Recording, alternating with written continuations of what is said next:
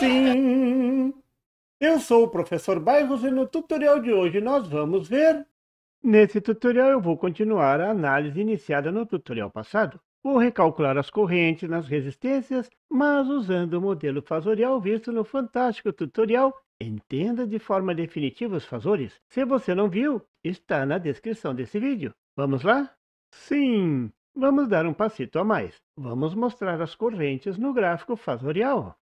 O circuito é mostrado na figura. A questão é determinar as correntes em cada uma das resistências.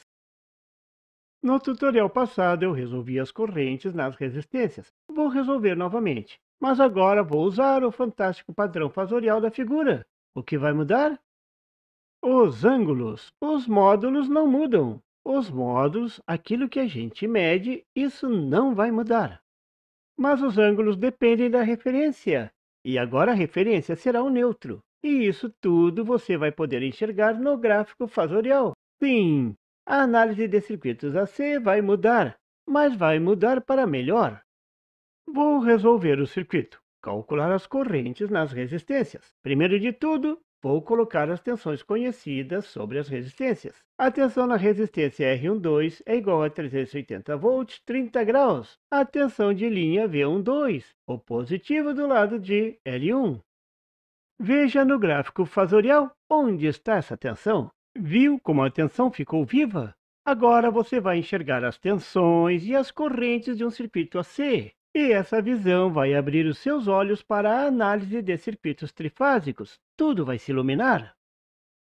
Agora você consegue enxergar os 30 graus com clareza? Está sendo medido em relação à referência 0 grau, a tensão de fase V1. Vou continuar colocando as tensões conhecidas sobre as resistências. A tensão na resistência R23 é igual a 380 volts, 270 graus. A tensão de linha V23. Veja no gráfico fasorial onde está essa tensão. Essa é uma tensão de 380 volts, o módulo do vetor. O ângulo é de 270 graus. Veja como ficou muito claro agora com os fasores. A tensão na resistência R31 é igual a 380 volts, 150 graus. A tensão de linha V31. Veja no gráfico fasorial onde está essa tensão. Agora vou calcular a corrente na resistência R12. Você lembra como fazer? Isso mesmo, é só usar a lei de Ohm. Calculando 380 volts, 30 graus, dividido por 380 ohm, isso dá 1 ampere, 30 graus. Simples assim, qualquer criança brinca e se diverte. Vou desenhar essa corrente no gráfico. Para desenhar, vou usar um esquadro ou uma régua em conjunto com um transferidor de 360 graus. Coloco com zero no centro, neutro, e giro até 30 graus, o ângulo da corrente. Ficou exatamente sobre o vetor da tensão V12. Posiciono e traço a corrente, cor vermelha. Observe a amplitude, 1 ampere, e o ângulo de 30 graus. A escala do desenho é 1 ampere para cada 5 centímetros. Então, o comprimento da corrente será de 5 centímetros. É bom desenhar. Veja como fica no gráfico a corrente I12. Note que a corrente I12 está em fase com a tensão V12, que a gerou. Isso sempre vai acontecer nas resistências. E esse é o significado do que você já escutou muitas e muitas vezes. Na resistência, a corrente está em fase com a tensão. Agora ficou claro, não é mesmo? Vou escrever a corrente I12 no diagrama. Em relação ao tutorial da parte 1, mudou só o ângulo. Antes era 0 grau, agora é 30 graus.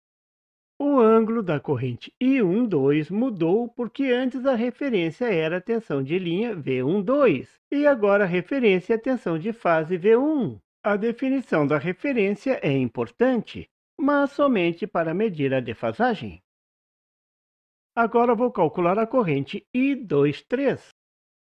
É só fazer como antes, usar a lei de Ohm, calculando 380 volts, 270 graus, dividido por 190 ohm, isso dá 2 amperes, 270 graus.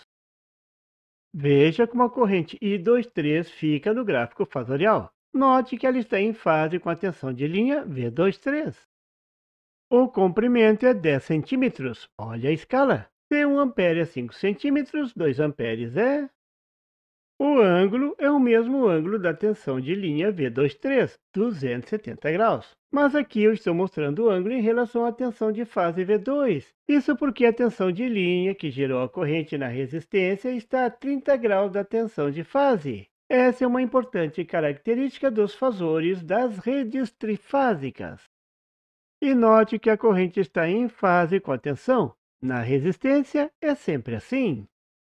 Vou atualizar o valor dessa corrente no diagrama. Agora vou calcular a corrente I31. Vai ser fácil, você já sabe como fazer. É só aplicar a lei de Ohm novamente. Calculando, 380 volts, 150 graus, divididos por 95 ohm, isso dá 4 amperes, 150 graus. Veja a corrente I31 no gráfico. O comprimento é 20 centímetros. Se 1 ampere é 5 centímetros, 4 amperes é... E o ângulo está adiantado de 30 graus da tensão de fase. E está em fase com a tensão de linha que a gerou. A corrente ficou mais comprida no desenho, porque as escalas são diferentes. Uma é 1 ampere para cada 5 centímetros e a outra 220 volts para cada 10 centímetros. Vou escrever a corrente I31 no diagrama. Veja agora o gráfico completo com todas as tensões de correntes calculadas até agora. Observe que as correntes nas resistências estão exatamente na mesma direção e sentido das tensões que as geraram, uma sobre a outra. Isto é, as correntes e as tensões estão em fase. Isso vai acontecer sempre nas resistências. Observe que as tensões de linhas estão defasadas de mais 30 graus em relação às tensões de fases. Essa é uma característica da rede trifásica. Pronto! Calculamos todas as correntes de linhas, exatamente como havíamos feito no tutorial da parte 1. Mas agora foi bem mais tranquilo e o gráfico dos fasores acrescentou um tempero a mais. Os ângulos mudaram, mas os módulos continuam os mesmos.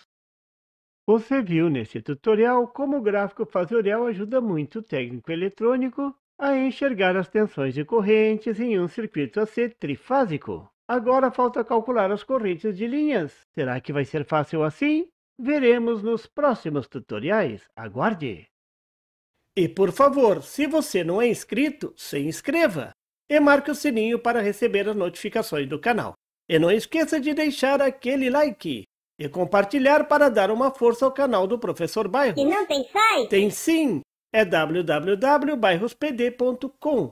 Lá você encontra o PDF e tutoriais sobre esse e outros assuntos da eletrônica. E fique atento ao canal do Professor Bairros para mais tutoriais sobre eletrônica. Até lá!